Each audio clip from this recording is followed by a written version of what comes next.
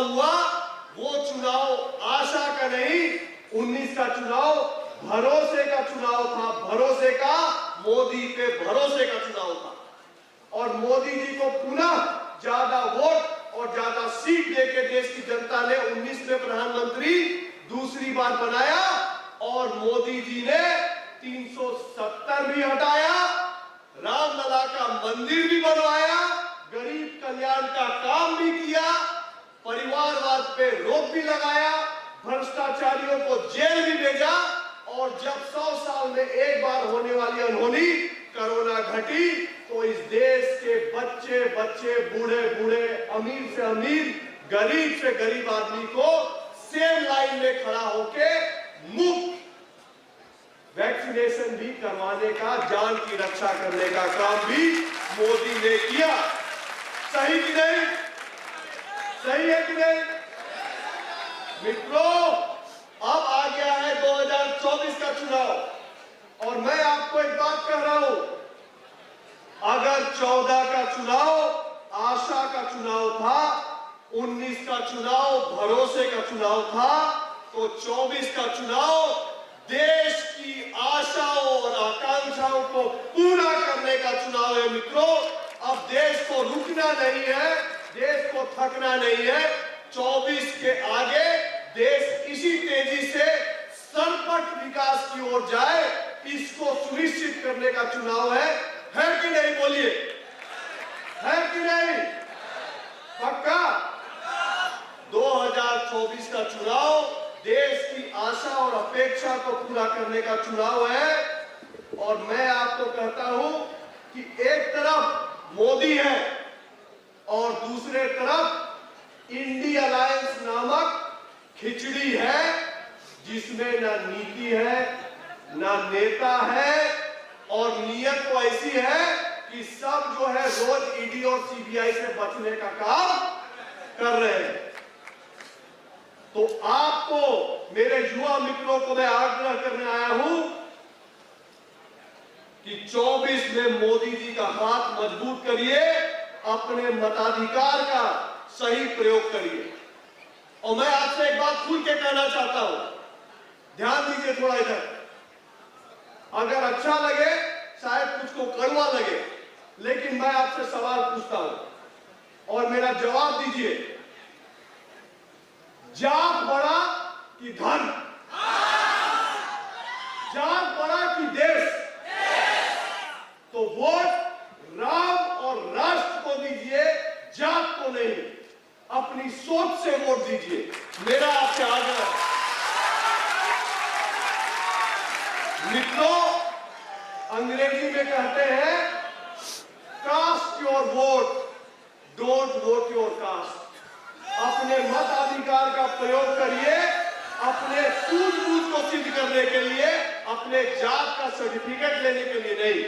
अरे हम जिस जात में पैदा हुए हम उस जात के हैं, जीवन भर रहेंगे, अपने जात और जात भाई के साथ खड़ा रहेंगे, लेकिन अपने जात को निभाने के लिए हम देश का अहित हो जाए, धर्म का अहित हो जाए, ऐसा ऋतुराज सिन्हा कभी होने नहीं देगा, होने नहीं देगा।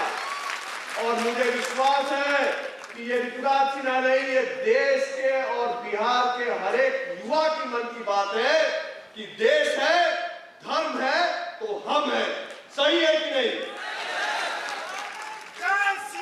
तो याद रखिए, याद रखिए, आपका एक एक वोट बहुमूल्य है।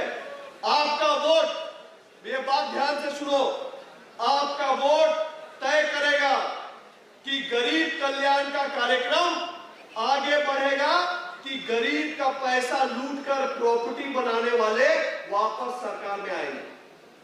बताइए क्या होना चाहिए? मैं फिर बोल रहा हूं, आपका वोट तय करेगा कि गरीब कल्याण का काम आगे बढ़ेगा कि गरीब का पैसा लूटने वाला वापस आएगा।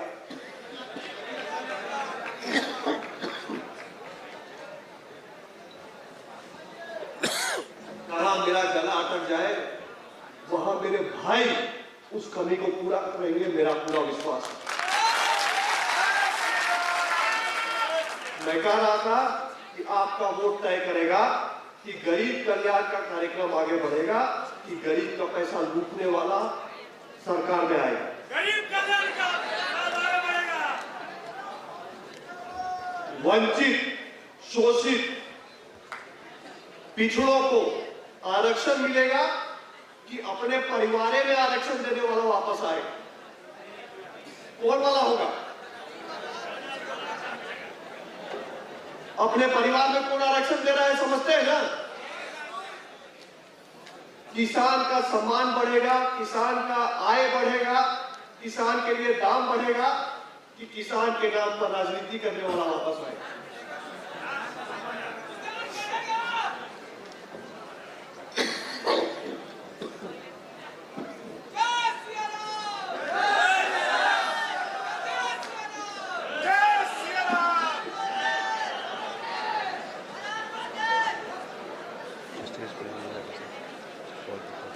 अंतिम बात, इस देश में राष्ट्र और राम वालों की सरकार आएगी कि परिवारवादियों की सरकार आएगी, ये आपको तय करना है। मित्रों, ज्यादा बोलने का पोजीशन नहीं है, मैं अपनी बात को खत्म करता हूं। मैं आपसे एक आग्रह करने आया था, मुझे लगता है कि आग्रह करने का जरूरत नहीं है, आप पहले ही तैयार बैठे।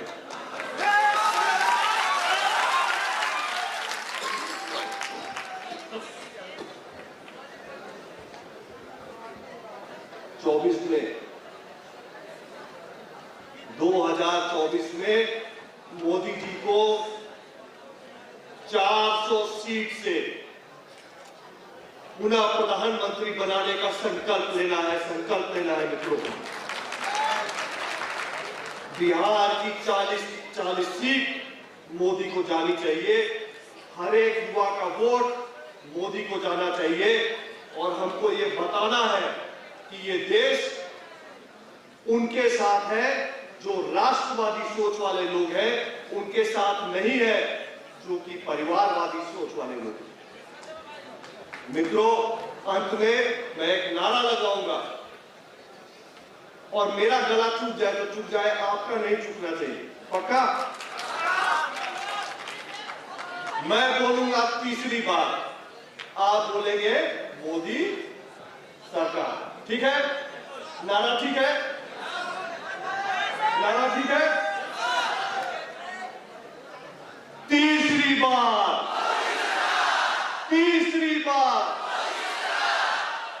राधा मोहन सिंह जी की, भारतीय जनता पार्टी की, भारत माता की